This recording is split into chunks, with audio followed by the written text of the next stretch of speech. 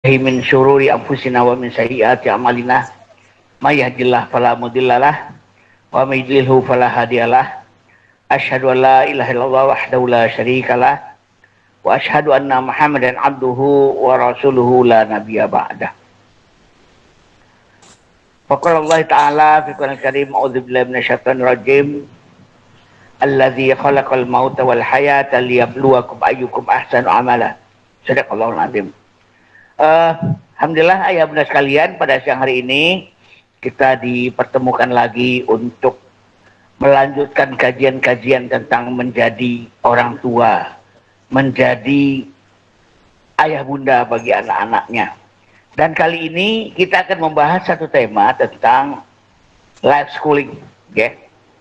Kita Jingga ini adalah Jingga Life School. Jingga sekolah di kehidupan ya, atau sekolah kehidupan jingga. Dan pada saat wabah ini kita tertantang, apakah kita tetap bersekolah di kehidupan? Justru momen kehadiran jingga pada situasi seperti ini menjadi lebih relevan. Benarkah kita telah menjadikan kehidupan itu untuk tempat kita bersekolah? Ketika tidak ada wabah, anak-anak kita datang ke jingga dan dia dididik serta dipandu oleh jingga. Sekarang ketika mereka itu berjarak dengan jingga, apakah mereka tetap bersekolah di kehidupan? Atau jangan-jangan mereka hanya bersekolah di rumah, bukan di kehidupannya? Ini yang menjadi tantangan untuk kita bahas pada siang hari ini. Ayah bunda sekalian,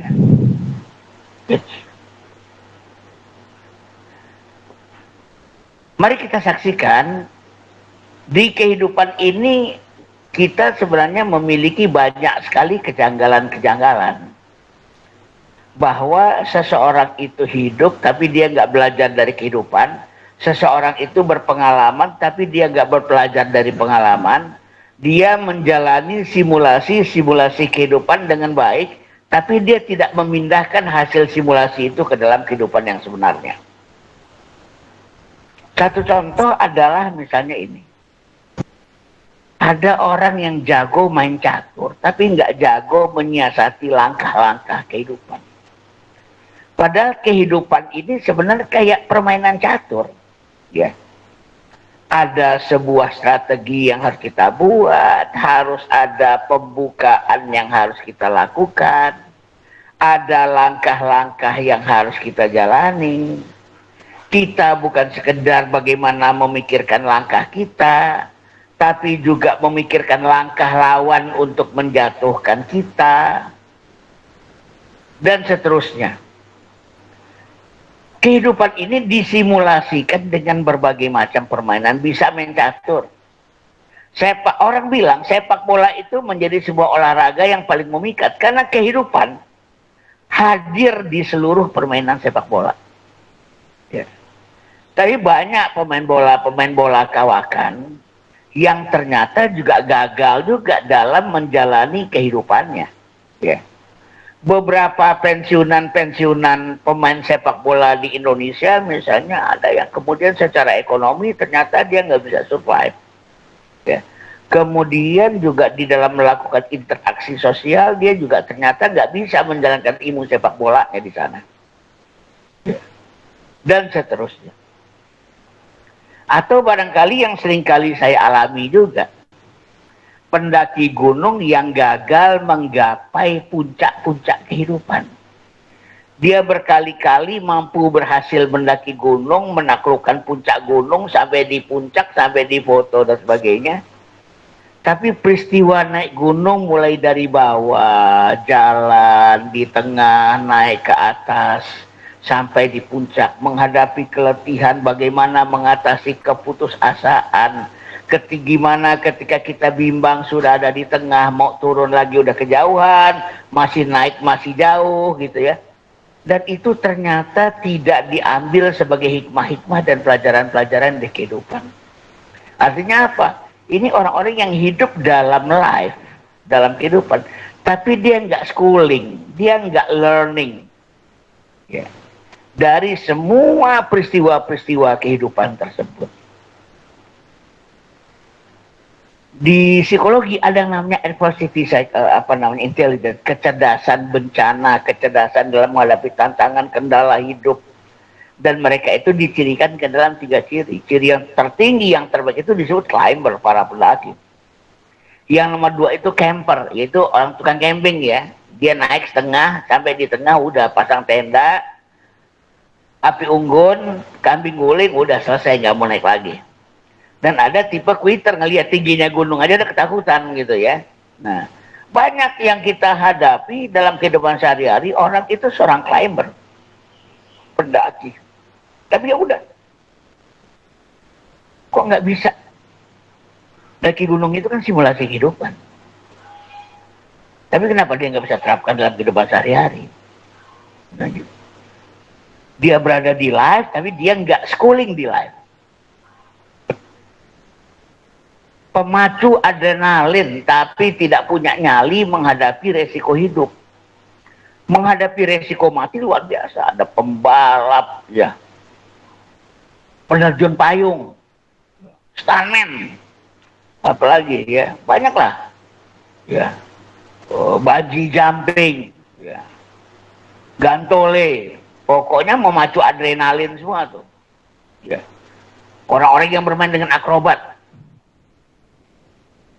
Tapi kenapa dia tidak punya nyali menghadapi resiko hidup? Bahkan saya punya pengalaman, sekadar ditanya, kapan kamu nikah? Gitu. Ya, udah punya penghasilan kok. Orang yang sudah terbiasa berakrobat hidup itu kan harusnya nggak takut-takut lagi menghadapi risiko pernikahan. Tapi betapa banyaknya di antara mereka yang kemudian kalau udah masalah begitu hilang nyali gitu ya. Makanya saya katakan ada loh bedanya nyali dengan berani. Berani adalah kemampuan menghadapi risiko kematian. Bernyali adalah kemampuan untuk menghadapi risiko kehidupan. Harusnya kan asas-asas dari akrobat, bagaimana menghadapi bahaya, menghadapi resiko, bagaimana antisipasinya dan sebagainya, ya, itu kan bisa dipelajari selama naik gunung, ya, selama melakukan tindakan-tindakan yang beradrenalin tinggi kayak pembalap gitu ya. Contoh misalnya pembalap F1, ya sehebat apapun dia membalap, yang namanya di tikungannya ya memang perlu pelan kan. Jadi kira-kira gimana menghadapi tikungan hidup? Ya memang mesti banyak ngerem. Belok pelan-pelan, kalau udah lurus lagi, pacu lagi, tancap gas lagi, segala macam, kan udah ada ilmunya. Dan ternyata mungkin dia begitu sibuknya menjalani ritual kehidupan sampai nggak sempat mikirin spiritual kehidupan. Adrenalin, naik gunung, main catur, saya bilang itu ritual-ritual kehidupan. Yang harus dicari nilai spiritualnya. Nah ternyata banyak di antara kita yang nggak kayak gitu. Ya. Sama dengan ritual agama. Kata Rasulullah betapa banyaknya orang yang shaim, ya, orang yang saum, dia nggak dapat apa-apa kecuali lapar dan haus. Seharusnya sholat itu mencegah dari perbuatan yang keji dan mungkar, ternyata nggak juga gitu loh ya.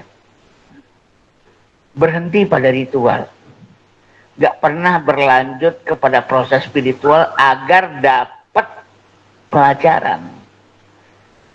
Life school, termasuk Jingga Life School, proses schooling itu adalah proses spiritualisasi terhadap life.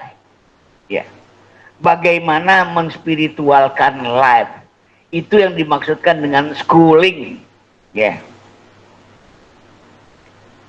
Jadi sebenarnya sama aja, ya, kita di Jingga melibatkan orang dengan sejumlah pengalaman. Tapi kenapa disebut Jingga Life School? Karena sesudah pengalaman itu diperoleh, bagaimana proses penghayatannya, spiritualisasinya didapatkan, hikmahnya didapatkan. Karena betapa banyaknya orang yang dia main catur aja nggak bisa gitu. Tapi dia bisa memperlakukan kehidupan ini kayak permainan catur. Ya.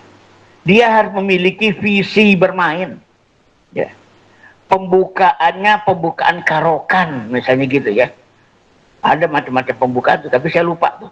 Saya ingat Utut Adianto dulu banyak pakai pembukaan karokan namanya. Ya. Bahwa dalam melangkah perlu mempertimbangkan langkah lawan. Dalam menghadapi langkah lawan kita juga perlu memperkuat pertahanan kita sendiri. Memang rumit.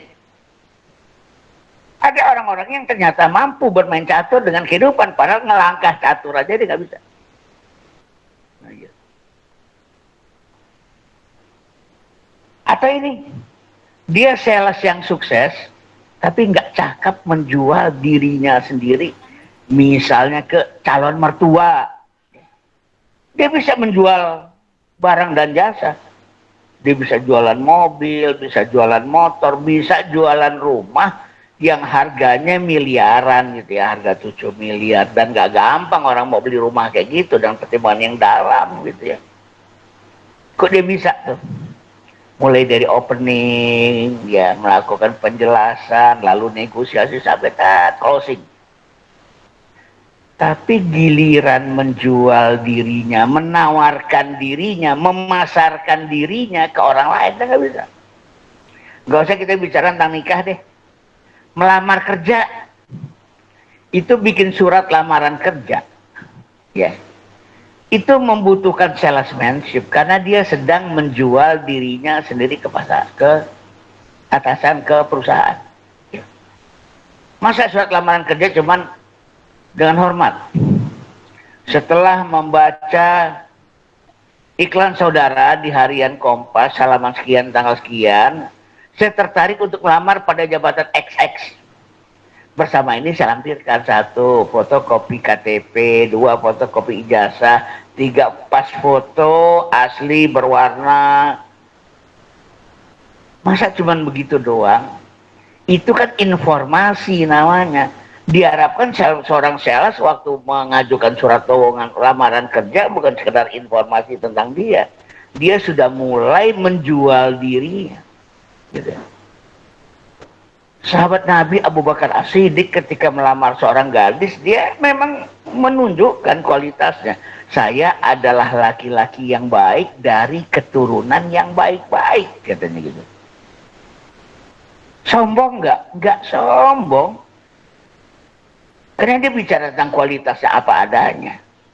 Menunjukkan kualitas diri dalam agama itu disebut sebagai at-tahaddus bin ni'mah. Ya, bin ni'mah. Menyebut-nyebut nikmat Allah, ya. Atau ini teori yang gagal diimplementasikan ke dalam praktek. Nah, kalau udah gitu teorinya dia yang disalahin. Ah, dasar teori. Ternyata teori beda sama prakteknya. Ya. Padahal satu teori itu lahir dari meracik ratusan pengalaman, itu namanya teori.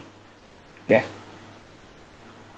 Ratusan pengalaman dihimpun jadi satu, diracik, jadilah teori. Jadi jangan bilang teori dong. Ya, jadi bilang teori. Bahwa teori beda sama pengalaman jelas dong. Karena kan kekhasan-kekhasan pengalaman itu udah dibuang duluan. Yang sama-sama dikumpulin. Baru dijadiin teori, kan gitu kan. Jadi teori beda sama pengalaman, ya pasti beda lah. Lalu teori itu mengambil rata-rata dari pengalaman, jadi nggak persis sama. Perempuan A sehari ngomong 2 jam, yang B 2 jam 10 menit, yang C 2 jam 30 menit, yang D 2 jam 40 menit, yang E 1 jam 50 menit, ya. Digabung jadi satu, muncullah teori bahwa kemampuan bicara rata-rata perempuan Indonesia adalah 2 jam 20 menit, misalnya gitu. Di rata-rata. Ya emang nggak sama teori sama praktek. Dalam prakteknya nggak ada yang 2 jam 20 menit, yang ada 1 jam 50 menit, 2 jam 10, 2 jam 30, 2 jam 40. Kalau di rata-rata jadi 2 jam 20. Nah akhirnya ya gagal lagi di pengalaman ya, atau ilmu yang tidak transformatif. Dia belajar ilmu A, kok nggak bisa dipindahin ke ilmu ke B ya? Belajar ilmu B, kenapa nggak bisa dipindahin ke C ya? Harusnya kita bisa belajar ilmu A yang bisa ditransformasikan ke B. Namanya juga manusia, ya. Nah gitu. Saya punya ilmu bagaimana nanganin kecanduan narkoba. Tiba-tiba saya dapat kasus orang kecanduan HP. Bisa nggak ditransformasikan ilmu pengalaman dari kecanduan narkoba ke kecanduan HP? Harusnya bisa, sama-sama kecanduan. Kan ada yang sama darinya, yaitu kecanduan. Cuman objeknya beda, yang satu narkoba, yang satu HP. Ya. Nah gitu. Kecanduan itu intinya sama. Pertama, orang sudah tergantung. Yang kedua, ketergantungan itu udah punya pola. Itu namanya kecanduan. Nah gitu. Kecanduan apapun. Ya. Atau aplikasi pengalaman yang kurang kreatif. Ya. Gitu. Masa udah punya pengalaman bikin buku nggak bisa bikin majalah? Kan beda tipis. Memang nggak persis sama sih, buku ya nulis biasa, majalah barangkali ya juga nulis, ya juga reportase, ya juga ini, ya juga itu. Tapi kan soal aplikasi pengalaman itu bisa dilakukan dengan kreatif. Nah artinya ya bunda sekalian, yang saya ingin bicarakan siang ini adalah dimanapun anak-anak kita belajar, harusnya konsep life school itu bisa dilakukan. Ya life schooling itu.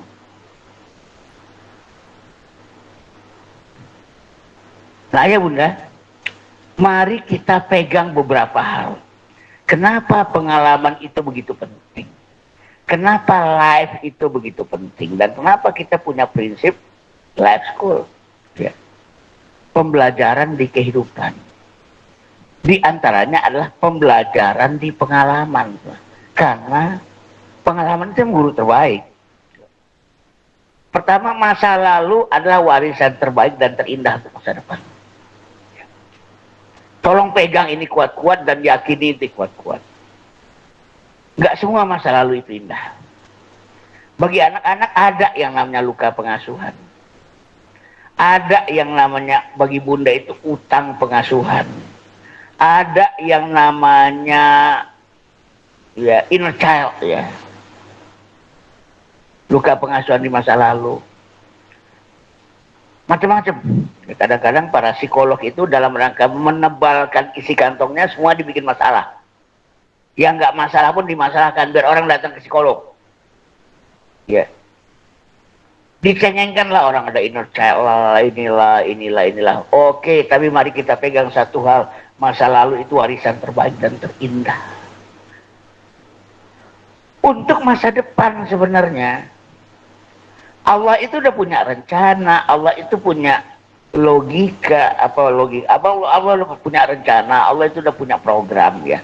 Bahwa seseorang itu dibesarkan oleh ayah bunda yang kita anggaplah kasar dan kejam, pasti ada maksud. Dan Allah nggak akan pernah membebani seorang hamba kecuali sesuai dengan kesanggupannya. Gitu loh. Saya baru saja bertemu dengan seorang ayah. Ayah ini santun, ayah ini baik, ayah ini peduli. Dan bahkan kemarin dia menyediakan dirinya untuk ketemu saya bersama istri ngadapin seorang anak. Masalahnya dia di masa lalu, nggak bisa dia memaafkan masa lalu. Ayahnya itu kalau dulu menghukum dia itu sampai digantung kaki di atas, kepala di bawah. Dan kemudian dipukulin. Tapi saya mengatakan, apapun yang kita alami di masa lalu, itu pengalaman, itu harta, itu kekayaan. Ya. Kalau yang kita alami di masa lalu itu adalah pengalaman buruk, agar kita tahu yang buruk. agar kita tahu apa yang tidak boleh diulangi, agar kita tahu apa yang kita nggak boleh kerjakan lagi, agar kita tahu apa yang bisa kita kubur dalam-dalam.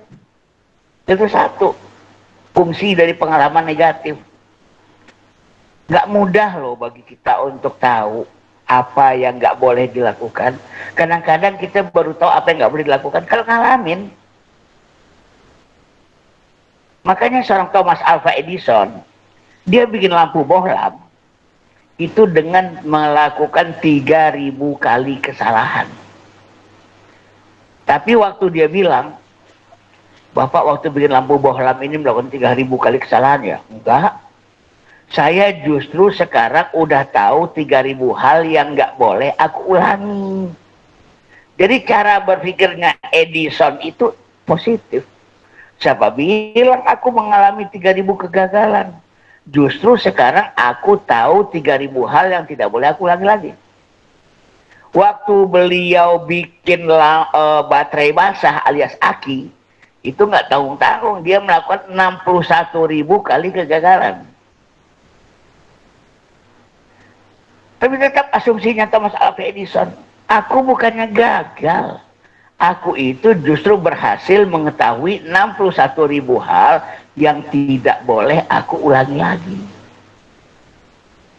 Masa lalu yang negatif. Ya. Mari kita lihat sebagai sebuah pengalaman tentang hal-hal yang nggak boleh terulang. Termasuk terhadap anak kita. Jadi masa lalu itu bagi saya kalau toh perih, bahkan bukan sekedar untuk dimaafkan, tapi untuk disyukuri. Ya. Untuk disyukuri. Sekali lagi ya, masa lalu yang negatif itu bukan sekedar untuk dimaafkan saja, tapi bahkan untuk disyukuri. Yang kedua, masa lalu yang gelap, masa lalu yang kelam, ya, masa lalu yang keliru, yang keras, yang menyiksa. Selain agar kita tahu apa hal yang tidak boleh dilakukan, justru dari yang salah kita tahu yang benar. Ya. Sekali lagi, dari yang salah kita tahu yang benar. Karena dalam hidup ini Rabbana ma khalaqta hadza batila, nggak ada yang sia-sia. Banyak orang-orang yang dikuatkan gara-gara dia pernah dibully. Karena pernah dibully. Jadi dulu ada satu episode ya dari sebuah serial film namanya Dawson's Creek. Ada seorang perempuan yang sangat perempuan yang sangat jahat lah gitu ya. Anak SMA.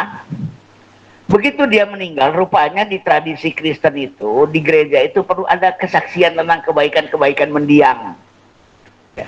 Rupanya nggak ada satupun yang bisa naik ke altar gereja untuk bercerita tentang kebaikan-kebaikan mendiang gitu ya, yang udah meninggal itu.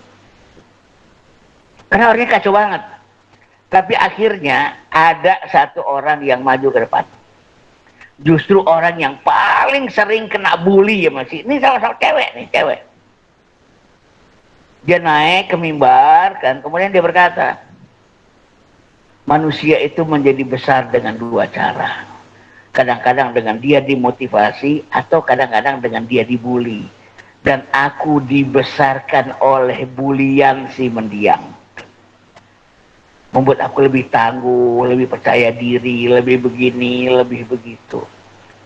Jadi yang kedua, mari kita ingat. Buruknya masa lalu, sesuatu yang salah untuk membuat kita tahu yang benar.